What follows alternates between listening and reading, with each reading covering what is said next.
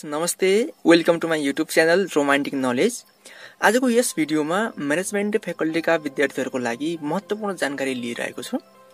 हुन त यो कुरा सामान्य हो, बेसिक कुरा हो, तर पनि महत्त्वपूर्ण छ। पहिलो कुरा त यहाँ मैले क्वेसन राखेको छु। सुरुमा क्वेसन नम्बर 1, क्वेसन नम्बर 2 भनेर देखाइदिएको छु। के छ पहिलो कुरा भन्दाखेरि डेभिडको स्पेलिङमा आर हुँदैन, तर पनि छोटकरीमा लेख्दाखेरि डीआर लेखिन्छ। त्यसको कारण र अर्को कुरा, जसरी जनरल एन्ट्रिजमा डेबिटको लास्टमा डीआर लेखिन्छ, त्यसैगरी क्रेडिटको लागि सीआर किन लेखिदैन, स्पेस छोडेर 2 किन लेख्छौं त? यी दुई महत्त्वपूर्ण प्रश्नहरूको जवाफ लिइरहेको छु। यसको जवाफ धेरैजना साथीहरूलाई थाहा छैन होला। यदि थाहा छ भने आफ्नो विचार कमेन्टमा राख्नु होला। यी दुई कुराहरू म्यानेजमेन्टको स्टुडेन्टहरूले जान्नै पर्ने हुन्छ। इन्टरदेखि मास्टरसम्म पढिरहेका हुन्छौँ, पढिसकेका हुन्छौँ, तर पनि यस्तो लेख्नुको पछाडि मूल कारण के हो थाहा भएको हुँदैन। त्यसैले साथीहरू, आजको यो भिडियोमा यी दुईवटा प्रश्नहरूको सरल भाषामा उत्तर खोज्नेछौँ। कृपया भिडियो अन्त्यसम्म हेर्नुहोला। साथीहरू, क्वेसन तपाईले हेर्न सक्नु भएको छ, स्क्रिनमा देखाइरहेको छु मैले। क्वेसन नम्बर 1 लेखेको छु, why debit is abbreviate as DR although the spelling don't have R. यसको मतलब जनरल एन्ट्री गर्दाखेरि डेबिटलाई छोटकरीमा डीआर लेख्छौं, तर योसँग आर छैन, अर्थात् डीईबीआईटी डेबिट योसँग आर छैन, तर पनि डीआर लेख्छौं किन? र अर्को क्वेसन छ, why in general entries we saw dr at the end but 2 at the beginning। यसको मतलब मैले यहाँ देखाइरहेको छु, वैशाख 1 गते हेर्नुहोस् त, यहाँ मेसनरी एकाउन्ट डेबिट भनेको छु, डीआर लेखेको छु। यो डेबिटमा डीआर लेखिन्छ, तर क्रेडिटमा टु क्यास एकाउन्ट क्रेडिट लेखिँदैन, अर्थात् यहाँ एउटा स्पेस छोडेर 2 बाट सुरु गरेर लेखिन्छ, तर सीआर लेखिँदैन किन? यसको जवाफ जान्नको लागि कृपया भिडियो अन्त्यसम्म हेर्नुहोला। साथीहरू, सुरु गर्नुभन्दा पहिला यदि तपाईँ मेरो युट्युब च्यानलमा नयाँ हुनुहुन्छ भने कृपया च्यानल सब्स्क्राइब गर्नुहोला र साथमा रहेको बेल आइकनको अलमा पनि क्लिक गर्न नबिर्सनुहोला। अब सुरु गरौँ। सबैभन्दा पहिला डेबिटको स्पेलिङलाई हेर्ने हो भने डीईबीआईटी डेबिट, र क्रेडिटको स्पेलिङलाई हेर्ने हो भने सीआरईडीआईटी क्रेडिट।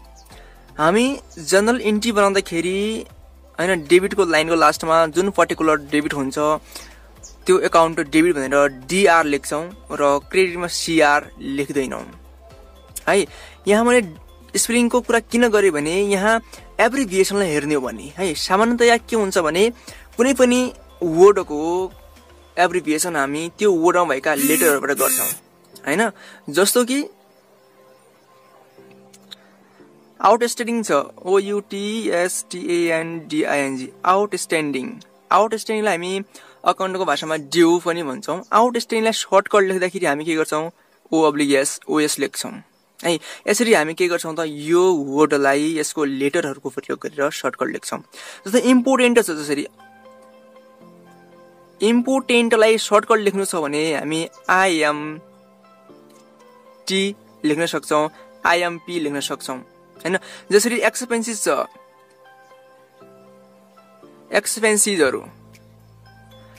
एक्सपेन्सिजहरुलाई हामी के लेख्छौं, EXP लेखेर सर्टकट लेखिदिन्छौं, एक्सपेन्सिजहरु लेख्छौं।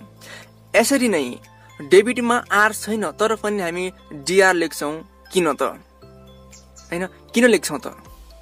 हामी इन्टरदेखि अहिलेसम्म ब्याचलर गरिरहेका छौं, मास्टर्स गरिरहेका छौं, तर यस्तो बेसिक कुरा हामीलाई थाहा भएको हुँदैन हैन। यसको पछाडिको मूलभूत कारण के छ, यसको बारेमा छलफल गरौँ हैन। मैले भने सामान्यतया सर्टकट लेख्दाखेरि, एब्रिभिएसन लेख्दाखेरि हाम्रो कुनै पनि वर्डको हैन लेटरहरुको युज गर्छौं। भने एक्जाम्पल पनि दिए, एक्सपेन्सिसलाई EXP लेख्छौं, इम्पोर्टेन्टलाई IMT लेखेर हामी डिनोट गर्न सक्छौं। तर हाम्रो यहाँ डेबिटमा के छ भने आर छैन, तर पनि डीआर छ। यो कसरी भयो त सम्भव? यसको बारेमा छलफल गर्नेछौं। ओके ल, अब रियालिटी हेर्ने हो भने इटालीमा डबल एन्ट्री सिस्टम अर्थात् दोहोरो लेखा प्रणालीको सुरुवात भयो। यो हामी सबैलाई थाहा भएको कुरा हो हैन। इटालीका विद्वान प्यासिओलीले सर्वप्रथम डबल एन्ट्री सिस्टमको विकास गरेका थिए। अब हामीलाई के थाहा छ भने कुनै पनि देश कुनै कुराको विकास गर्छ वा निर्माण गर्छ भने त्यो वस्तु वा सिस्टममा त्यसै देशको प्रभाव प्रत्यक्ष रूपमा परेको हुन्छ हैन। अब जुन हामी डेबिट र क्रेडिट भन्दैछौँ यो भनेको हाम्रो इङ्ग्लिस ल्याङ्ग्वेजमा ट्रान्सलेट भएर भएको हो, तर यस शब्दको ओरिजिन हेर्ने हो भने इटालियन ल्याङ्ग्वेज हो। इटालीका विद्वान पेसिओलीले सर्वप्रथम यी शब्दहरूको प्रयोग गरेका थिए। जब इटालीका पेसिओली भन्ने विद्वानले डबल एन्ट्री सिस्टमको विकास गरे त्यसबेला इटालीको भाषामा डेबिटलाई डेबेरे र क्रेडिटलाई क्रेडिरे भनेर चिनिन्थ्यो। मैले के भने त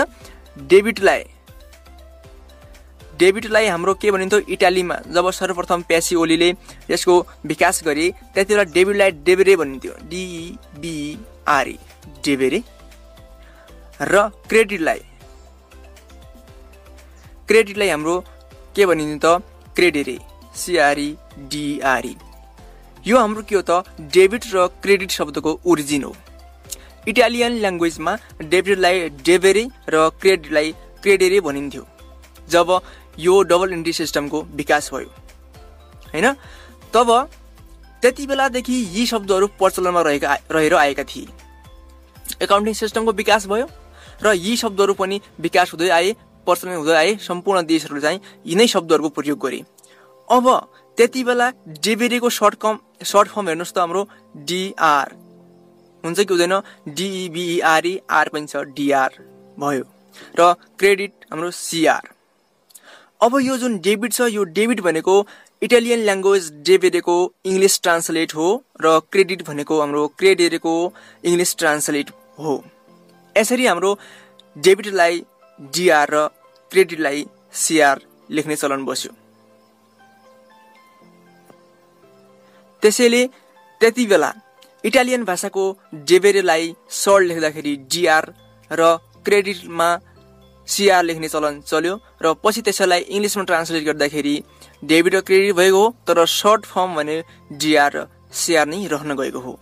यो त थियो हाम्रो डेबिटलाई DR किन लेखिन्छ, यानि कि यसको स्पेलिङमा R छैन तर पनि सर्टकटमा DR लेखिन्छ, र क्रेडिटलाई CR। यो त ठिक नै छ, यसमा कुनै प्रब्लम छैन किनकि यसमा C पनि छ R पनि छ, CR लेख्न मिल्यो।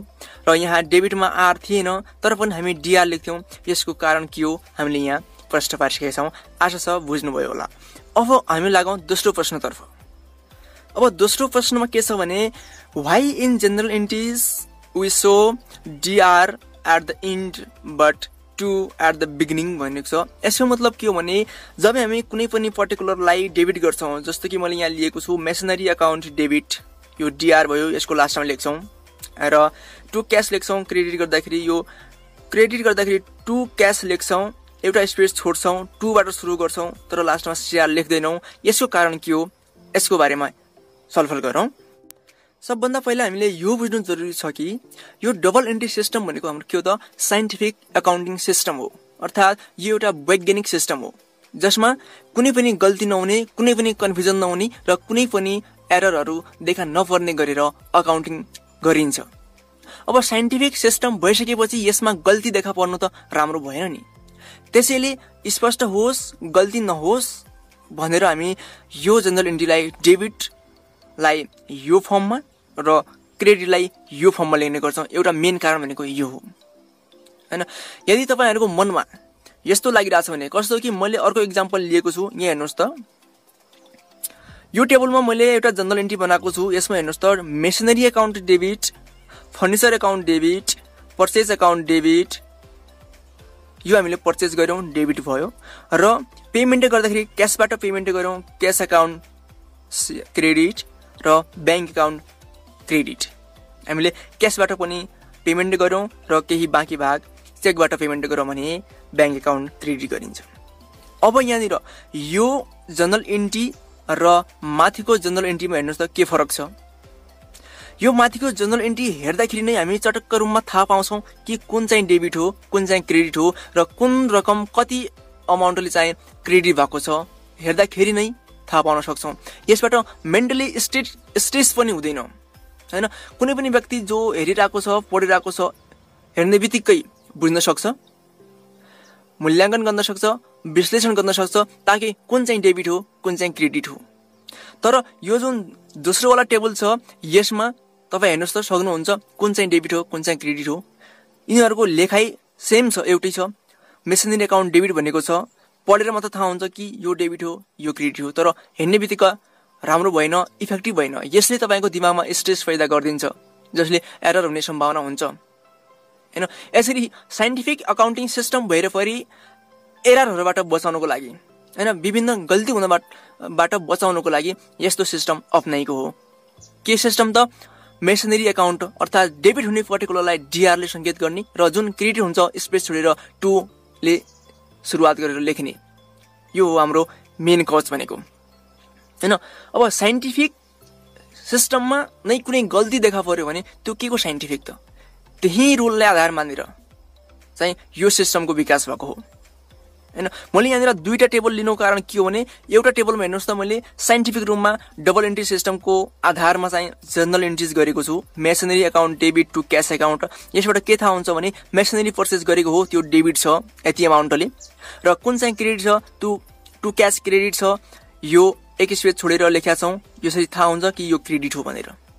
र नेरेसनमा हामी बिङ मेसिनरी पर्चेज भनेर लेख्छौँ, यहाँ डेट हुन्छ। यस्तो हाम्रो फर्मेट हुन्छ डबल एकाउन्टिङ सिस्टमको। तर यसको ठिक विपरीत यदि हामी यो तरिकाले गर्छौँ भने यसमा कुनै इफेक्टिभ रहेन, यो कुनै साइन्टिफिक भएन। त्यसैले मेन कारण के हो? बुझ्नको लागि, एनालाइसिस गर्नको लागि र एररहरूलाई हटाउनको लागि यस्तो डेबिट र क्रेडिटको सिस्टम प्रचलनमा ल्याएको हो, ताकि एनालाइसिस गर्दाखेरि कुनै स्ट्रेस नआओस् हैन, टाइमको बचत होस् भनेर यस्तो सिस्टम राखिदिएको हो। साथीहरू, आशा गर्दछु कि आजका दुईटा प्रमुख क्वेशनहरू, एक नम्बरमा छ why debit is abbreviated as DR although the spelling doesn't have R, and second is why in general entries we show DR at the end but to at the beginning भनेर दुईटा महत्त्वपूर्ण क्वेशनहरू यहाँ राखेको थिएँ मैले। आशा छ राम्रोसँग बुझ्नुभयो होला। साथीहरू, तपाईलाई कस्तो लाग्छ? कृपया तल कमेन्टमा आफ्नो विचार राख्नु होला हैन। मैले सिकेको कुराहरू मैले यहाँहरूलाई शेयर गरेँ।